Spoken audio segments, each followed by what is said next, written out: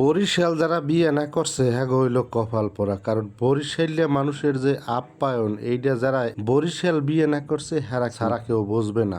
যাই হোক, শীতকালে বেড়াইতে যে হরবাড়ি খাওন লওনের বহুত পর্বই গেছে, আজগো পর্বে হয়েছে রুডি পিঠে আর আশের মাংস।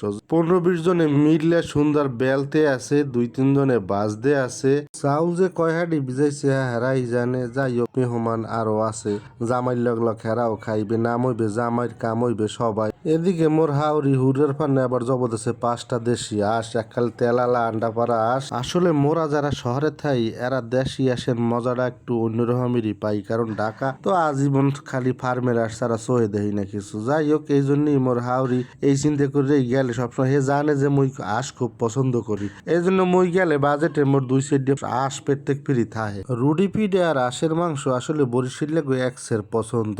পছন্দ হয় না এমন কোন মানুষ বরিশাল খুঁজে পাওয়া যাইবে না। যাই হোক, আগামী শীতে যে কালে আমো, এ শীতে তো পারলাম না, আগামী শীতে আপনাকে ব্যবাক্যের দাওয়াত আইলে সবাইরে লইয়েই বেড়াইতে আমু।